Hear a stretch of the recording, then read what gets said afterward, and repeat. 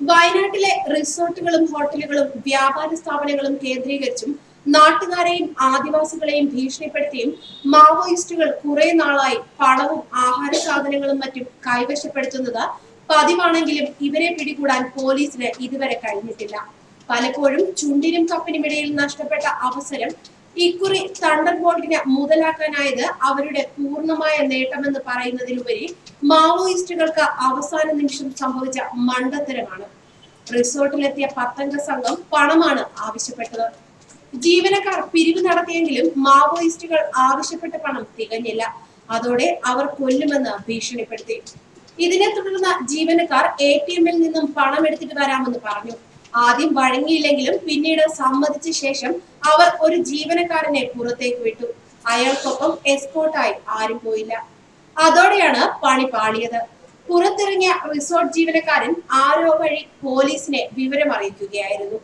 ജനുവരി 1 മുതൽ തണ്ടർബോൾട്ട് ഉൾപ്പെടെ മാവോയിസ്റ്റുകളെ നിരീക്ഷിച്ചു വരികയായിരുന്നു.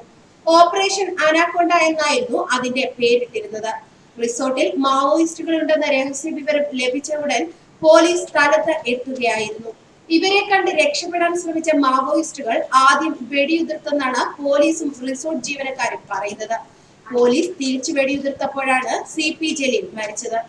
വയനാട് കർണാടക അതിർത്തിയിലെ വനത്തിൽ മാവോയിസ്റ്റുകളുടെ സ്വൈര്യവിഹാരം അവസാനിപ്പിക്കാൻ കഴിഞ്ഞ കുറെ നാളായി പോലീസ് കൃത്യമായ പദ്ധതികൾ നടപ്പാക്കി വരികയാണ്. പ്രത്യേക പരിശീലനം ലഭിച്ച കമാൻഡോകളെ തുടർച്ചയായി കാട്ടിലയച്ച മാവോയിസ്റ്റ് സാന്നിധ്യം ഇല്ലാതാക്കാനുള്ള ശ്രമങ്ങൾ നടത്തുന്നുണ്ട്. ഇതിന്റെ ഭാഗമായി സുഗന്ധഗിരിയിൽ ഒരു ഔട്ട് പോസ്റ്റും സ്ഥാപിച്ചിട്ടുണ്ട്. ലക്കിടി, വൈത്തിരി, തുഷാരഗിരി, കോടൻകോട് എന്നിവിടങ്ങളിൽ ഫോഴ്സിനെ വിന്യസിച്ചിട്ടുമുണ്ട്.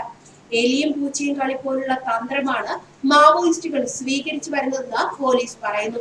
ഇടുക്കിയിലും പാലക്കാട് അഗളിയിലും പൊതുജന മധ്യത്തിലെത്തി നോട്ടീസുകളും മറ്റും വിതരണം ചെയ്ത് വാർത്ത സൃഷ്ടിച്ചത് വയനാട്ടിലെ പോലീസിന്റെയും തണ്ടർബോൾട്ടിന്റെയും സാന്നിധ്യം അവസാനിപ്പിക്കാനായിരുന്നു.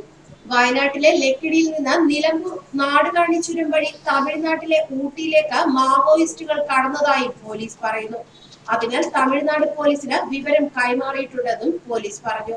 വയനാട്ടിൽ ടൂറിസം ശക്തമായി വളരുന്നതിനാൽ റിസോർട്ടുകളും ഹോട്ടലുകളും കേന്ദ്രീകരിച്ച ഫണ്ട് ശേഖരിക്കുന്നതിനായാണ് മാവോയിസ്റ്റുകൾ ഇവിടം കേന്ദ്രീകരിച്ച പ്രവർത്തനം നടത്തുന്നതെന്നും പോലീസ് പറയുന്നു.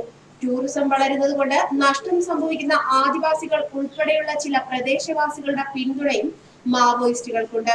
പരിസ്ഥിതി സംരക്ഷണത്തിന്റെയും മറ്റും മറവിലാണ് മാവോയിസ്റ്റുകൾ ഇവരെ ആകർഷിക്കുന്നതെന്നും ഉന്നത പോലീസ് വൃത്തങ്ങൾ പറയുന്നു.